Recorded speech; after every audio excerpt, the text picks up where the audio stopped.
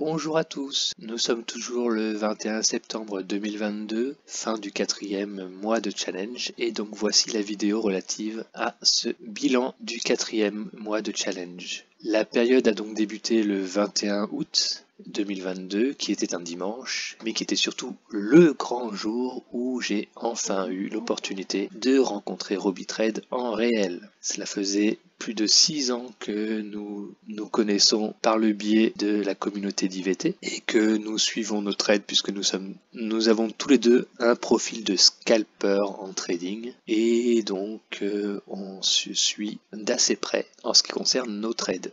Et également nous avons une deuxième passion commune qui est la voile et nous sommes sur Virtual Regatta depuis plusieurs années à faire des régates virtuelles avec les bateaux. Bon, lui est beaucoup plus assidu que moi, je me contente de faire les grands événements, mais malgré tout, on est en contact assez fréquemment et donc c'était un grand événement pour moi de pouvoir enfin mettre un visage derrière ce pseudo.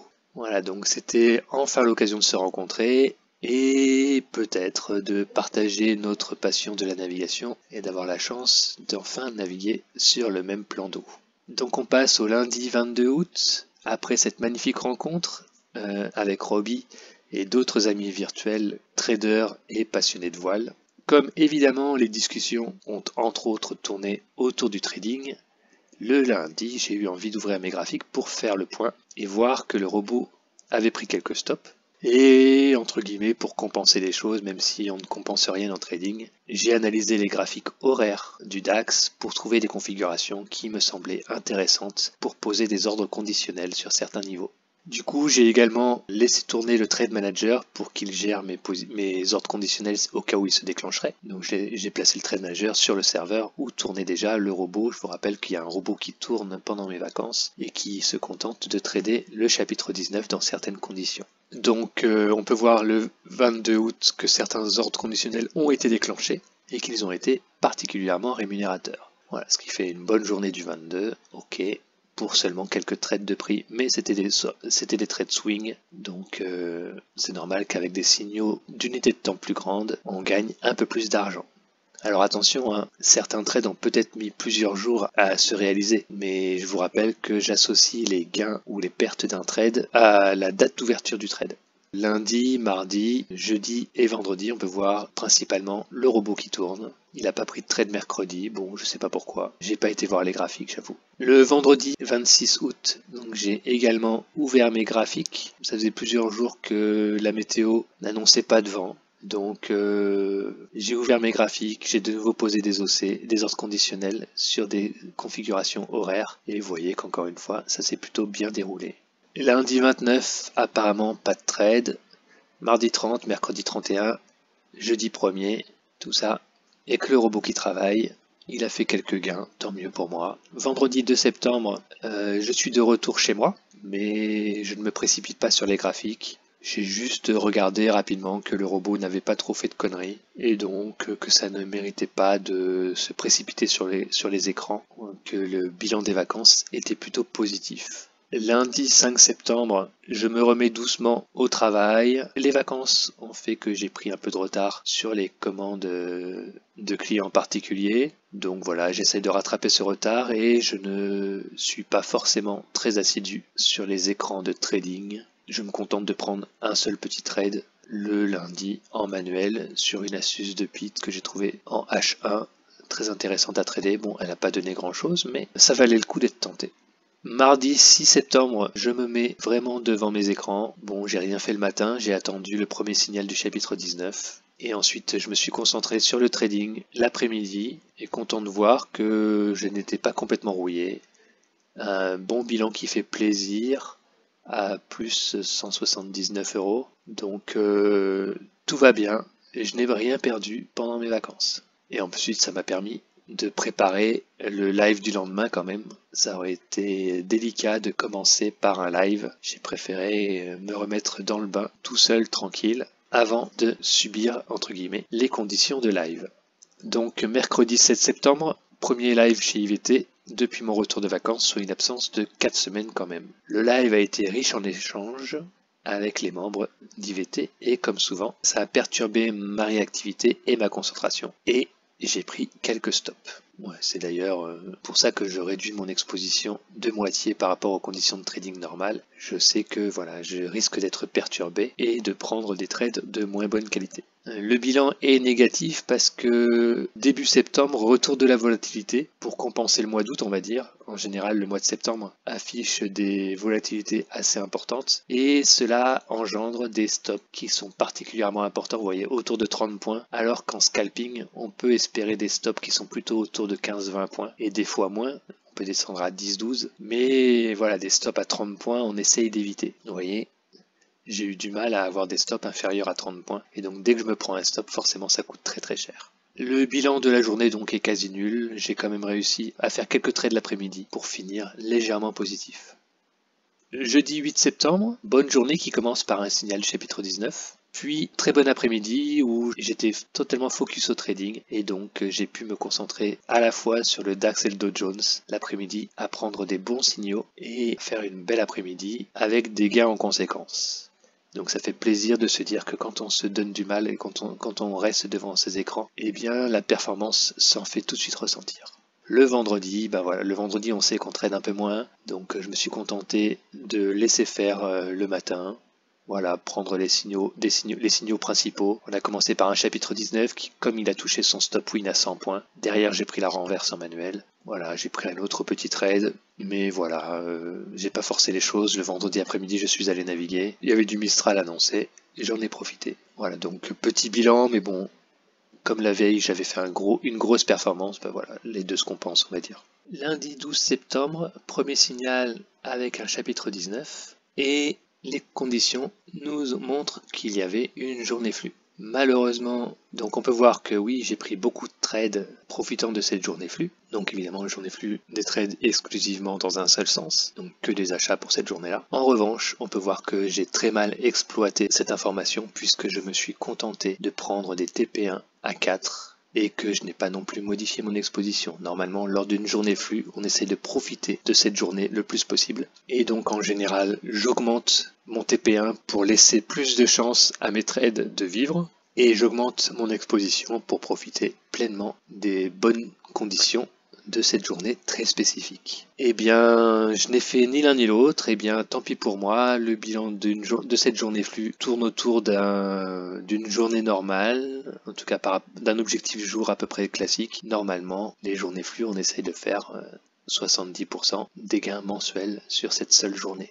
Eh bien, tant pis pour moi. Mardi 13 septembre, donc lendemain de journée flux. Chez IVT, on a des méthodes très spécifiques à appliquer lors des lendemains de flux, comme on avait des méthodes très spécifiques à appliquer lors des journées flux. Voilà, comment reconnaître une journée flux et comment gérer le lendemain d'une journée flux. Voilà, donc on peut voir que ça a été particulièrement une réussite. Et là, par contre, il était normal de ne pas augmenter son TP1 ni son exposition parce que le lendemain d'une journée flux, on s'attend à des petits gains. Mais comme on change sa façon de trader, eh bien, on conserve quand même un excellent taux de réussite de trade gagnant.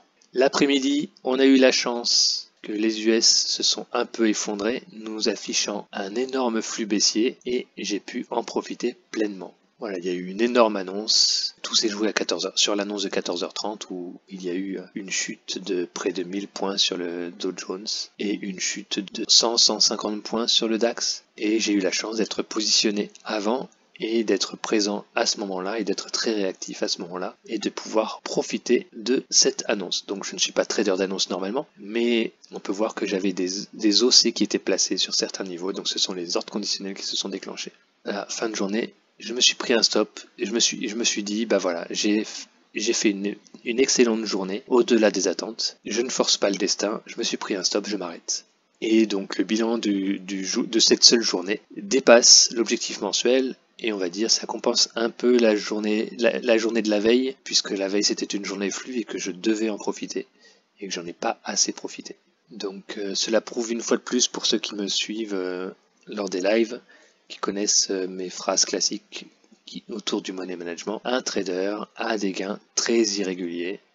Et voilà, en une seule journée, il fait son mois et à d'autres journées, il perdra peut-être de l'argent. Voilà, donc on est là pour profiter des jours qui marchent bien et de ne pas forcer le destin sur les jours qui ne se passent pas très bien. Mercredi 14 septembre, donc comme tous les mercredis, j'étais en live chez IVT. J'avoue que je pense ne pas m'être remis de la performance de la veille qui était particulièrement inattendue. Et on va dire que je volais un peu sur un nuage et je me suis laissé aller à cliquer trop vite pour prendre certains trades qui ne respectaient pas forcément toutes les règles de mon setup traditionnel. Le bilan du live, de la période live, donc hop, était négatif. Donc on peut voir seulement 9 positions partagées, ce qui veut dire que les marchés n'ont pas donné de signaux très intéressants. Et sur ces 9, je me suis pris 4 stops pour un bilan évidemment négatif. Je pense qu'en plus de l'euphorie de la veille, le fait que les marchés ne donnent pas beaucoup de signaux, je me suis sûrement forcé à prendre des trades. Et donc ça ne s'est pas bien passé. On peut noter que,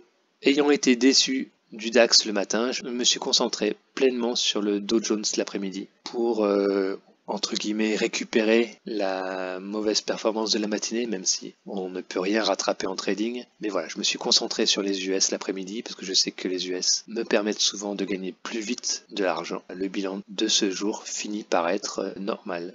Donc bonne journée après le handicap du matin. Et donc après cette journée si particulière, je commence à me demander si je ne devrais pas me concentrer à trader uniquement le Dow Jones l'après-midi et peut-être même ne pas trader le matin. Le problème de ça, c'est que moi dans ma tête, je me disais plutôt que j'avais envie de trader le matin, comme ça l'après-midi, si du vent est annoncé, eh bien je vais naviguer. Voilà, donc peut-être moins forcer les choses le matin, mais j'avoue que quand on est en live le mercredi matin, j'essaye de partager des positions, c'est quand même pour ça que vous venez. Bilan positif finalement. Jeudi 15 septembre, pour le matin, je laisse tourner le robot. Comme sur la deuxième position, il a touché son stop win, j'ai déclenché la renverse habituelle, donc en manuel cette fois-ci. J'ai pas encore codé le robot pour qu'il prenne lui-même les renverses. Ça pourrait arriver un jour prochain, peut-être, ça reste possible. Donc voilà, le matin je faisais autre chose, et je me suis concentré sur les graphiques seulement à partir de 16h pour trader un peu de Dow Jones et un peu de DAX, et on peut voir que voilà, ça s'est plutôt bien passé. À partir du moment où je suis concentré sur les graphiques, j'arrive à faire des choses particulièrement intéressantes d'un point de vue financier. On peut voir que le soir j'ai même eu du mal à quitter mes graphiques, dernier trade pris à 20h48. Eh bien oui, les conditions étaient très favorables, les trades se déroulaient plutôt bien, et donc oui, il y a eu des signaux intéressants, même en milieu de soirée on va dire, et donc j'ai pris ces trades. Vendredi 16 septembre, la veille a été particulièrement intéressante et donc je n'ai pas forcé les choses le vendredi. On peut voir que je me suis contenté de trader le matin et ensuite je suis allé naviguer. Lundi 19 septembre, aucun trade, j'étais pas disponible pour le trading. Et mardi 20 septembre, dernier jour de ce mois de challenge, pas grand chose à dire. Je sais que le bilan est largement positif. Le marché ne me montre rien d'intéressant. Ils attendent l'annonce de la Fed prévue le 21 au soir. Donc dans ces cas-là, le marché est plutôt mou. Je trade pas beaucoup et je m'arrête au premier trade stoppé. Le bilan étant déjà dans le vert, au-dessus de l'objectif jour, donc je ne force pas les choses, je ne vois rien d'intéressant à faire, donc je préfère m'arrêter là. Bilan de ce 4e mois de challenge, donc on a eu une journée particulièrement rémunératrice, à 800 et quelques euros si je ne m'abuse, donc on va récupérer.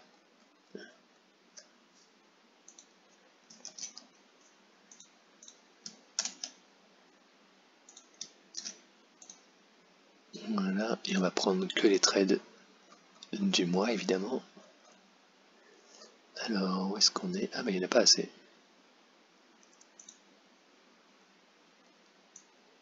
Hop, on remonte jusqu'au 20 août. Voilà, 21 août, donc jusqu'au bilan précédent. Pour obtenir donc un bilan mensuel à plus de 2000 euros. Donc largement au-dessus de l'objectif mensuel qui est de 600 euros, je vous le rappelle. Donc un capital qui s'élève à 34 750 euros. Comme nous venons de finir le 4e mois de trading, je simule le 4e remboursement de 600 euros. Voilà, nous avons donc au 21 septembre un capital disponible de 34 150 euros, ce qui fait 4 150 euros d'avance sur le tableau de marche. Ce bilan est particulièrement positif et comme on a pu commencer à le voir, le prochain mois risque d'être plus compliqué nous observons des indices qui fléchissent, des mouvements plutôt baissiers, et je n'aime pas du tout trader les phases baissières moyen et long terme sur les indices. Je préfère des indices qui montent que des indices qui baissent. Et donc je peux vous prévenir que je ne forcerai pas mon trading dans les prochains jours tant que les marchés ne se seront pas retournés. Les phases baissières sont forcément des phases de consolidation et ce ne sont pas les meilleures phases à trader. Donc je vais attendre patiemment, donc peut-être évidemment je vais prendre quelques trades quand même, mais voilà, je ne me forcerai pas à trader beaucoup tant que nous serons en phase baissière. Vous pouvez retrouver la liste de tous mes trades sur Telegram, le lien est en description de cette vidéo et je vous donne rendez-vous au mois prochain. À bientôt et prenez soin de vous.